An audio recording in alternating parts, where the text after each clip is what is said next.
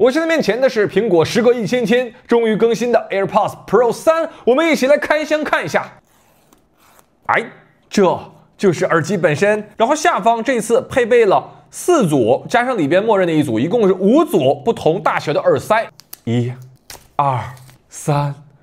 当当。AirPods Pro 3用了2天啊，物理意义上的2天啊，我不敢说我把这款耳机所有功能都吃透了，但是我把能测的功能给大家都测试了一遍，希望能给大家提供尽可能多的参考。今天的视频呢，我会从舒适、音质、降噪、通透、心率检测5个角度来聊聊 AirPods Pro 3。视频的第一部分，我们先说说舒适度。这一次呢 ，AirPods Pro 3完全重设了外观，它的耳机盒要变大了一点，取消了配对的实体按钮，也改成了双击耳机盒实现配对。耳机的整个声学结构重设，我在这个角度给大家做一个对比，明显从之前前一代的一条直线进入耳道，改成了现在有一个拐弯进入耳道。苹果号称是基于1万人10万小时总时长的一个佩戴测试，让每个人都能够实现真正稳定佩戴。那为了尽可能的适配更多的耳朵形状，这一次呢，耳塞也增加到了5套。主要是给小耳朵用户增加了一个 XXS 的尺码。苹果在这套新的耳塞上采用了全新的发泡海绵材料，去提升被动降噪的能力。这个发泡海绵到底长什么样子呢？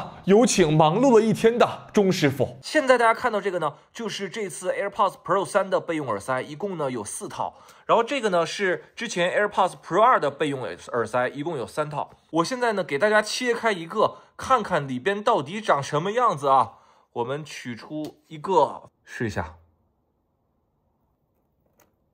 再拿过来一个 AirPods Pro 2的，我们也给它切开，感受一下效果。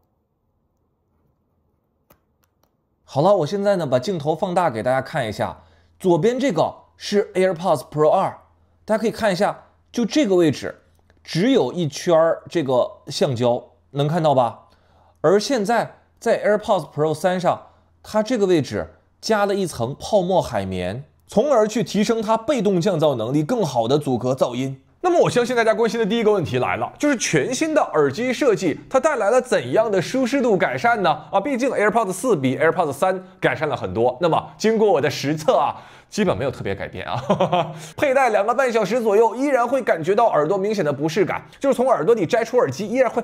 哎呀，这个龇牙咧嘴的。我后来想了一下，降噪耳机它的痛感啊，主要是来自于那个橡胶耳塞部分所带来的，也就是说，你只要是这个耳塞隔音，那么长时间佩戴耳朵疼是必然的。所以这个部分，如果你真的追求舒适佩戴，那还是优先 AirPods 4吧。Pro 3在佩戴的时候呢，和 Pro 2有一个明显区别，就是2代啊，它会更贴合耳朵，而3代呢会微微的向外支撑一点点，我推测可能是为了先进双管齐而进行的优化。3代它的佩戴稳定性极佳，这一点大家不用担心。那么今天视频的第2部分，音质，我听这个耳机的时间不长啊，我能比较明显感受到的就是3个点。第一个呢就是人声变得更好听了，第2个呢就是低频有提升，第3个我聽着啊，我感觉声音的层次更加丰富了。整体思路和去年 AirPods 4是差不多的，大家请看 VCR。泣いていいんだよ泣いていいんだよそんな一言にそんな一言に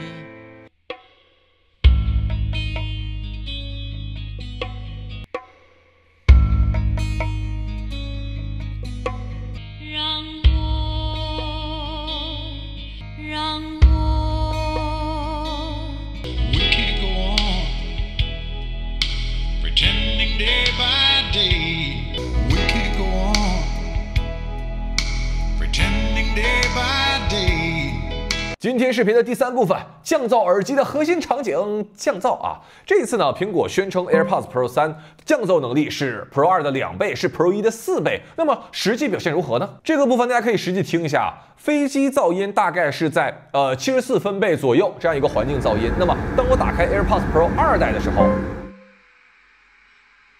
这个噪音大概被降低到了46分贝左右，这已经非常强悍了。而这一次 AirPods Pro 3，当我打开降噪，同场景最低能降到43分贝。地铁噪音 Pro 2最低是43分贝 ，Pro 3呢最低是40分贝。嘈杂的马路 Pro 3同样啊多降低3分贝。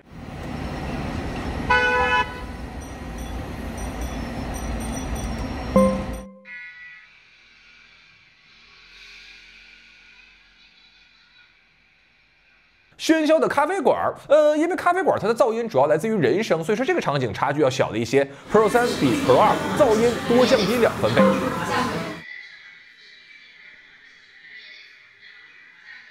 降噪环节，我自己日常的体验，其实 Pro 2绝大多数的使用场景降噪表现都已经非常好了。Pro 3是属于锦上添花了。今天视频的第4部分。通透模式我自己的一个真实体验啊，目前市面上有非常多优秀的降噪耳机，降噪能力一个赛一个，对于飞机、高铁这样的场景真的是没有压力。但是还没有一款耳机能够在通透模式上和苹果接近。而在 AirPods Pro 3上，苹果宣称通透模式再提升，但是呢没有具体说提升多少。那就由我来给大家实际测试看看吧。好了，我现在戴的呢是 AirPods Pro 2，然后我现在呢站在我们家那个美的省电星3级能耗这个空调下边，大家都知道这个空调的风声是比较轻柔的，对不对？我现在呢就站在出风口这个位置，给大家看一下，我现在使用 AirPods Pro 2，打开通透模式，大家看一下，在这个位置啊，在这个位置感受这个风的强度。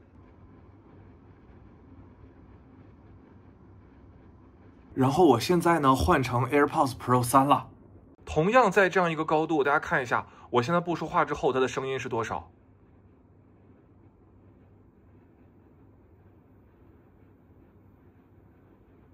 然后呢，我现在把耳机摘下来了，我给大家看一下，我不戴耳机，实际上这个位置它的声音应该是多少分贝？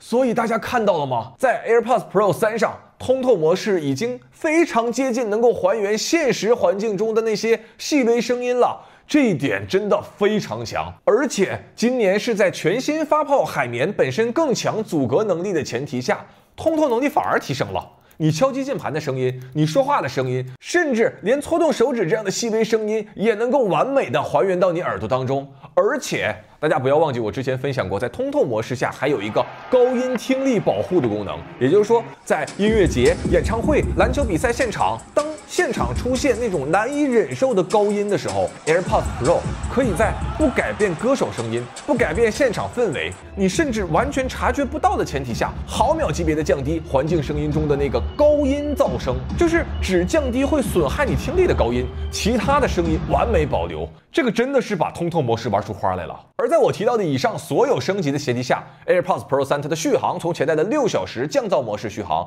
升级到了这一代的8小时，而通透模式呢，从前代的6小时续航提升到了这一代的9小时。我认为这个续航的提升应该算是这一代的一个超级更新，因为降噪耳机最常使用的场景之一啊，就是长途飞行。我自己在使用 AirPods 4降噪模式，它只有4个小时的续航时间，那真的是 AirPods 4的一个短板。北京到上海的高铁总差最后一段路，你得拿下来充充电，这个让我觉得很烦。而这一次 Pro 3的续航时间直接来到了 AirPods 4的2倍。因为时间有限啊，续航我实在是没有时间测了。但是苹果的官方数据通常来说是比较准，所以说大家可以作为一个参考。这还没有完，今天视频的第5部分 ，AirPods Pro 3增加了全新的心率传感器。现在你可以通过耳机结合 iPhone 直接测量运动数据了，不需要 Apple Watch 了。那么第一个问题来了，为什么要给耳机配一个心率传感器呢？这个问题啊，我之前在Beats 那期视频里曾经提到过，就是相比于我们传统手腕皮肤，耳朵它这个皮肤会更薄，所以说测量的精度就会更高。假如你是身体比较胖一点的这样的用户，那么手腕测量可能就会受到腕围的影响而不够精准。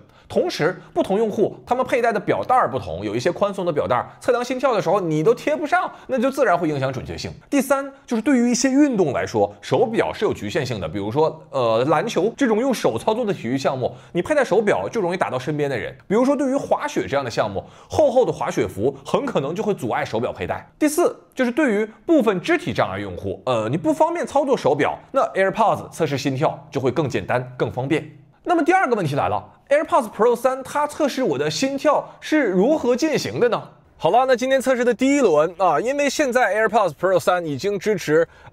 通过耳朵来进行心率测试了，所以我这次呢，先把我的 Apple Watch 摘掉，然后呢，来看一下它测试的一个频率以及逻辑。好了，我现在呢拿出手机，然后打开户外步行啊，大家可以看一下，现在这个心跳就是通过我的AirPods Pro 3来传递过来的。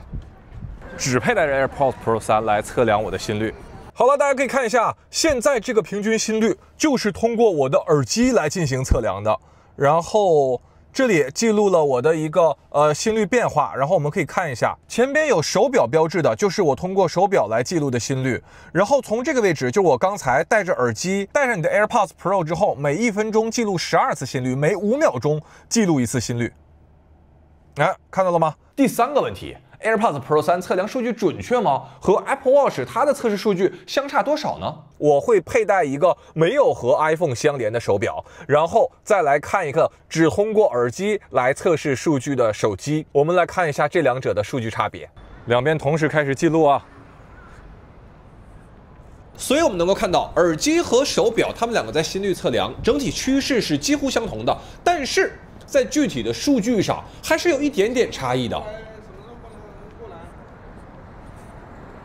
第4个问题，如果我已经有了一款 Apple Watch 啊，假设我再佩戴一副 AirPods Pro 3，那么日常我运动的时候，数据是以哪个为准呢？那么我们现在来揭晓谜底，这个手机上的数据是通过 Apple Watch 来进行测试的，还是通过 AirPods Pro 来进行测试的？大家可以看一下，我大概是从这个时候开始测的，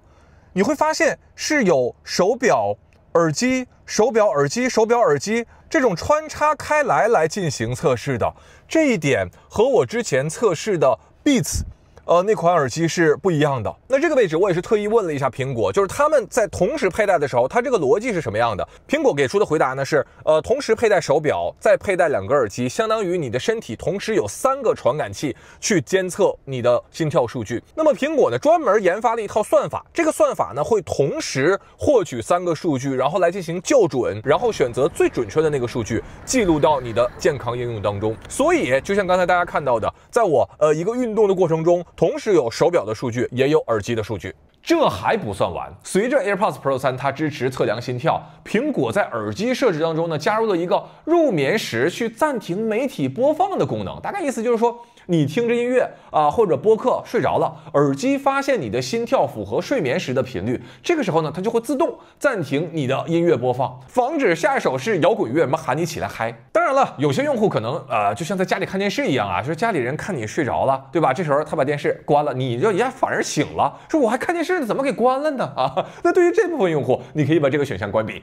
这还不算完，苹果在 AirPods Pro 3上还推出了实时翻译功能，也就是说，你只需要双捏耳机就会进入实时翻译状态。在这个状态下，你的耳朵里就出现了一个同声传译，对方说什么，你的耳机都给你直接翻译过来，然后你呢可以通过手机翻译让对方看懂你说的话。如果你和对方都有 AirPods Pro 3，那么你们哥俩呢就可以直接同声传译对谈了。你也不用担心翻译人员是否会泄露你们的对话内容，因为完全是在本地设备实现的啊。当然了目前这项功能呢需要 Apple 智能的支持啊。另外呢，因为它本身是 beta 版本，目前支持英语、法语、德语、葡萄牙语和西班牙语。国内的用户我们还是先去雍和宫拜一拜啊，许愿 Apple 智能能够早日过审吧。另外，随着这次 AirPods Pro 3支持实时翻译，以及过去大概1年时间吧，我自己使用各种 AI 进行文字翻译，我个人觉得语言行业的从业者或者学生群体真的要提前做好规划了，这个浪打过来真的是又猛又快啊！总结，AirPods Pro 3在音质提升、降噪提升、通透提升、续航大幅提升的前提下，又开辟了心跳监测和实时翻译这2个全新的场景，再加上 Pro 系列独占的高音保护。去年做 AirPods 4评测的时候，我还困惑 AirPods 4主动降噪的加入，难道不会模糊掉数字系列和 Pro 系列之间的界限吗？现在我才明白，原来苹果早已准备好 AirPods Pro 3再次大踏步的拉开身位了。从 AirPods Pro 更新到 AirPods Pro 2，间隔了1069天；从 AirPods Pro 2升级到这一代的 AirPods Pro 3，间隔了1098天。1000天的更新周期如约而至，这次更新真的没有让人失望。如果这个更新周期保持不变，那么下次再发布新款可能就是2028了。我已经无法想象 AirPods Pro 4会有哪些升级更新了。但是在那一天来临之前，让我们享受此刻，新王登基。好了，以上呢就是本期视频的全部内容，我是钟文泽，我们下个视频再见。